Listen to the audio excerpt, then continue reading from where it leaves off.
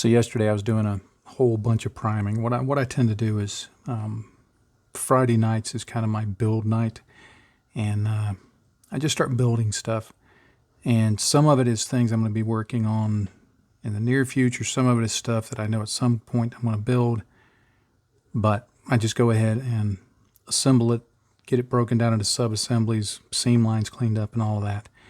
And that way I've always got kind of a ready pool of things to grab and start building, either as the whim hits me, or if I'm thinking that a certain kit is going to come out and it doesn't, delayed or whatever, then I'll have something to build.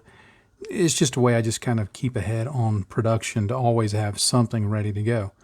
And then when I get several of them, ready to go, built, and all of that, I'll prime a whole bunch of them at one time. And last night, when I decided to do some priming, I decided to do airbrush priming rather than rattle can priming. Most of what I've been doing this year has been rattle can. But I thought, well, I want to do some airbrush priming because I wanted to do some zenithal highlighting to at least one of the figures. So I thought, well, I'll just go in there and break out the airbrush and prime it that way. And I used Badger Stynylrez primer, which is my favorite primer to use through an airbrush. I do like Tamiya and other lacquer-based things, but I'm trying to move more and more into using acrylics only. One, just to streamline my supply chain, I guess you would say, but also just to not have so many chemicals floating around in the air. But that's neither here nor there. I use Badger Stynylrez, and I just primed everything in black. But I wanted to do some zenithal, some, you know what I'm saying, some of that highlighting, because this one in particular, this is a Imperial Navy breacher from a recent Warhammer Kill Team set. If you're not familiar with it, don't worry about it. Doesn't matter. If you are, you know exactly what I'm talking about. But I'm going to be painting this mostly with contrast paints, and so I thought that having a zenithal prime on it would work really well. Now, normally in the past, when I airbrush paints on, when I airbrush anything on, I tended to use Tamiya paints or Mr. Color paints, and sometimes some AK Interactive lacquers. And the reason I do that, have always done that in the past, is because I can use Mr. Color leveling thinner or Tamiya's lacquer thinner, and they just go on really smooth, and there's no problems with them whatsoever. Now, while I have been able to airbrush Citadel and Vallejo and things like that using the primers made, or the thinners made for those, I've never been entirely happy with it. And so I thought, well, as long as I've got these other paints here with the lacquer thinners and all of that, why not use them? Because they spray so much better than the acrylic paints do with the thinners they have. Like, for example, you'll see most folks using Vallejo's airbrush thinner for acrylics, and it works okay. I mean, I don't want to say it doesn't work at all. It works fairly well. But if you've ever watched, especially mini painters, but not always mini painters, when they're painting with acrylic paint, if you ever notice, they tend to do it in little short bursts. Now, some that's preference, some that's how they learn to do it. But I know from my own airbrushing experience that a lot of times you have to do it that way because it's a way of making sure the paint flows. In other words, if I'm using lacquer paints or Tamiya, even though they're called Tamiya acrylics, they're not really acrylics. They're kind of a hybrid. But anything that you can use lacquer thinner on, you can start spraying and you can pull the trigger back just a little bit and get the barest amount of paint and just let it flow and control it really well. With acrylic paints, you're always having to worry about tip dry. And one of the ways to beat tip dry is to kind of pull the nozzle back, pull the trigger back a little quicker each time, because what it's kind of doing is it's only letting out a little burst of paint. It's cleaning off the needle as it pulls back. It's allowing more paint through, so you're having to do it in bursts. And so when I see that, I always think, yeah, they're using acrylics and they're using acrylic thinners because it can be hard to get that paint to flow really well, just because of the nature of it. You're going to be battling tip dry every time. And yes, if you're saying, oh, but you need to use Mission model paints, I have used Mission model paints, and Mission, I won't go into a whole long sordid story, but I won't use Mission model paints anymore for several reasons. One of which has nothing to do with the paint, but the management. But anyway, yeah, I've used that and still didn't impress me that much. So over the years, I've just tended to avoid using Vallejo or Citadel or things like that when it comes to airbrushing. I just figure, why fight it? So much easier to use Tamiya. Well, I don't know. As I get older, it's hard to remember if it's a year ago, 2 years ago. I don't know. Certainly year and a half, I would say. I started using and testing several products from VMS. You may have heard of them. You hear Martin from Night Shift Scale Models talking about them a lot. Like the VMS, there's a product, the name of it slips my mind, but it's an additive you can put in with oil paints that makes them dry much faster. They have a matte varnish and satin varnish and gloss varnish that are just really, really fantastic products. Everything I've ever used from them has turned out to be a very good product. So I have been testing something from them. Now, a while back, I got a bottle of their Airbrush Thinners 2.0. Now, what makes it 2.0 versus 1.0? I don't know.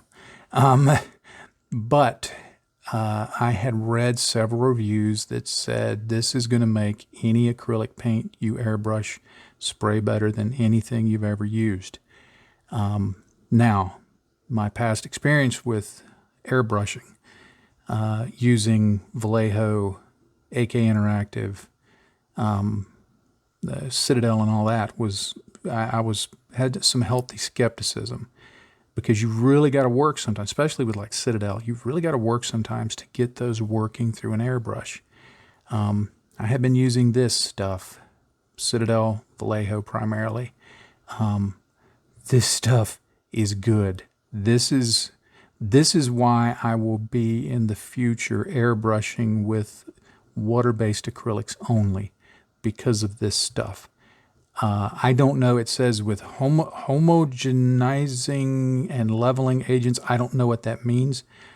I mean, I can kind of guess, but my translation is this stuff works really good. It sprayed as close to how lacquer paints spray as anything I've ever used. It sprayed like when I first heard of Mission Models paints and tried them out, it sprayed like they said those would.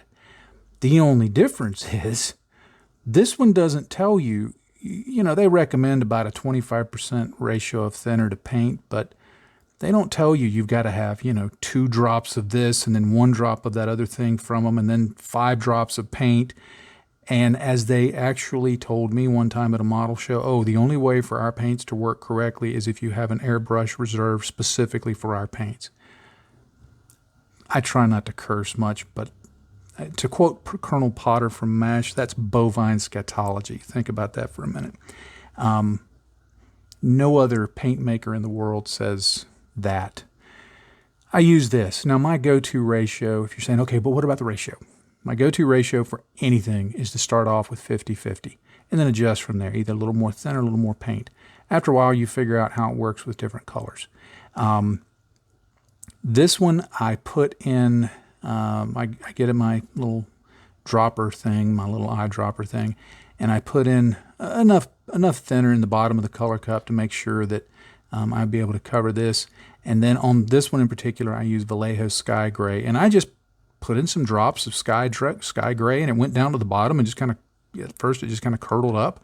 And I took my old beat up brush that I keep in there, and I swished it around, and it got nice and thin, and I test sprayed it on something, and it flowed right out.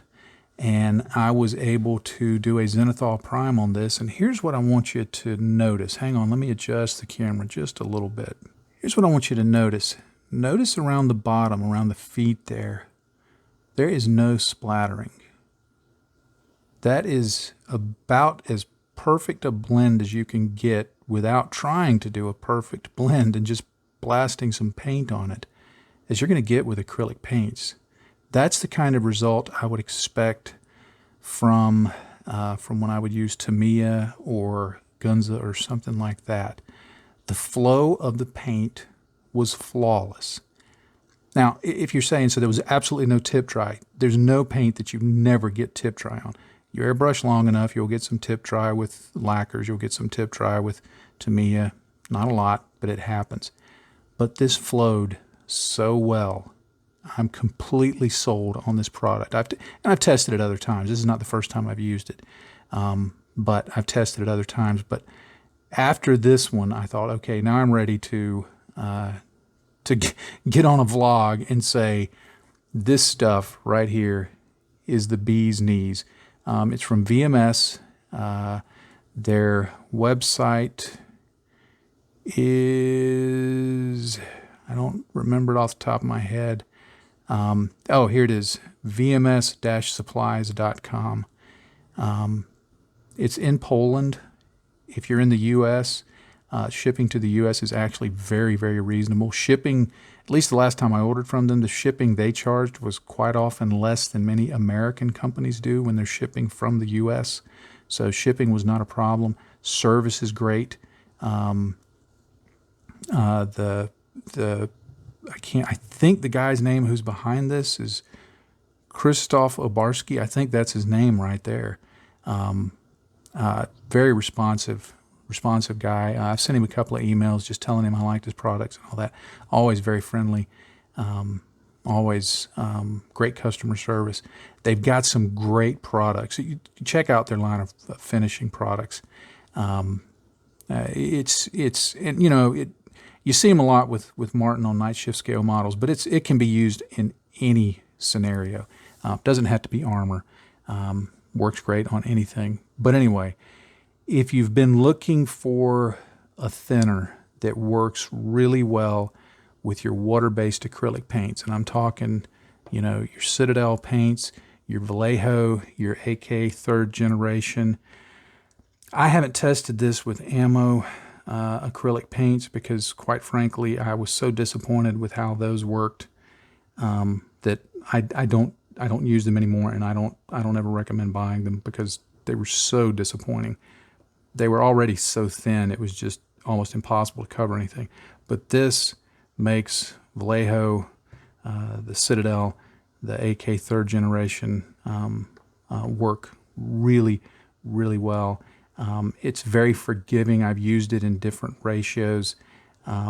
It's still not for really, really thinning to do certain fading effects. It's still not quite as good as lacquer thinners. You will start getting some spidering if you don't use some really, really good trigger control.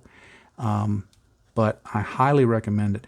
I think I remember that they're now selling this in, I think the size is the same, but I think it now has a dropper bottle lid on the top.